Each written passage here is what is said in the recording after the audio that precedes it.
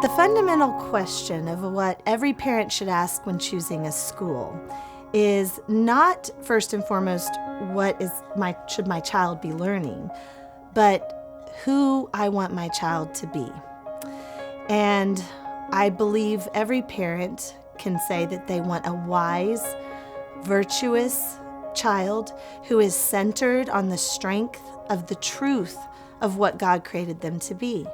And every child that we have here at St. Mary's is a precious creation of God. They are fearfully and wonderfully made.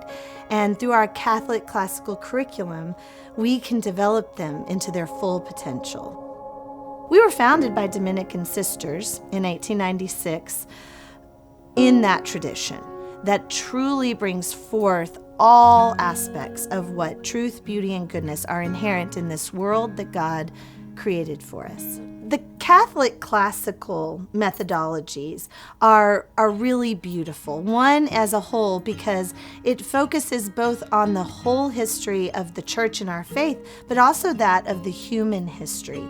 And one of the ways we go about doing that is that we focus on the great texts. Everything that was thought, written, and said in the past 2,000 years, that really has made us who we are in our Western civilization. That all the great thinkers, the scientists, Einstein, the founding fathers, Leonardo da Vinci, Michelangelo, they were all formed classically. And that is really who, as a Catholic school, we should be. So when we returned to our classical methodologies, it just has opened us up to so much more. Our teachers love it. I love it as a principal because this is why we were called to teaching. We can truly teach every part of the human child and in their aspects, from the time when they're in the grammar stage, because we have the trivium, grammar, logic, and rhetoric. So from the time they're in the grammar stage, when everything is a sponge and they're soaking it up, and we help them memorize things, and they're spouting poetry left and right, because that's who they were built to be. That's how they were built to learn. Classical education was on our radar because we had experienced it earlier on, and at another school. We've been to a couple different Catholic schools before, one classical and one not classical.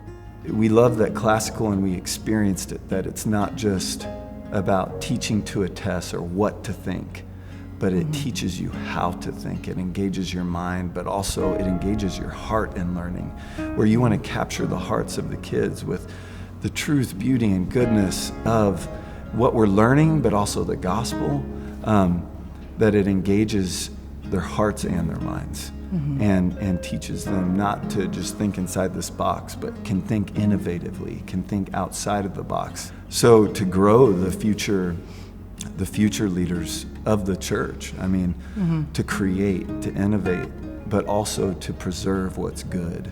And in the classical model of education, the foundation of, the building blocks of language, of math, of the power of story, the power of memorization, not to memorize in your head, but to commit it to the heart, so that you can then draw out from the treasure of your heart.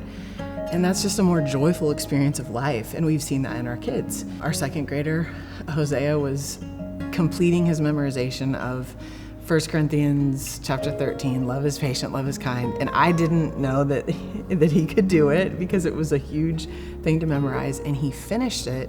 And on the way upstairs, he said, I just love this scripture. Yeah.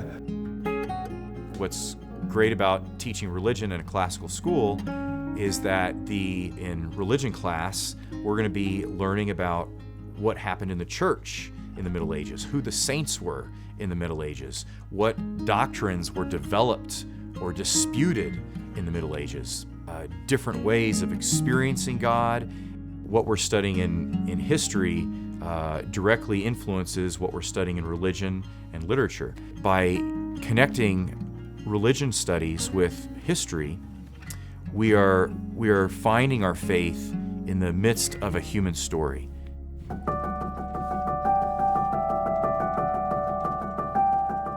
Classical education looks at the totality of the whole person, We look at math, we look at science, we look at reading. How does it all bring together the oneness of God? Teachers come with a joyful attitude. Students come willing to learn, ready to learn, wanting to read more and more because of how everything is integrated into one. But in the end, in the long run, it develops the human person. And that's what we're about, to developing a person that knows God and lives the life of Christ. Joseph, one of our boys, said, "We could go to church every day." Yeah, there is a spirit of joy here that it's not just Heidi, but because it does trickle down, I think the teachers tend to be joyful. The students, there's a natural joy and excitement about being here. When I go to high school, I feel prepared because I will have an Algebra 1 credit as well as a Spanish 1 credit. And I'm very prepared for the English because we have learned how to annotate novels as well as write very good papers.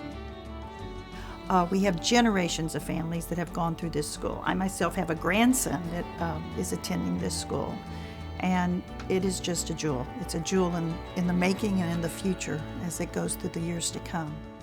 Instead of segmenting an education and a curriculum into little bitty pieces and splitting them up, and today we learn this number of facts and tomorrow we learn this and I'm going to test you on the third day, that doesn't really work.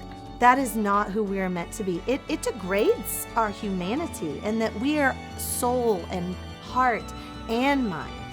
And that is meant to be completely integrated to truly be wise. And when I say that parents should ask who I want my child to be instead of just what I want my child to learn, that's what I mean.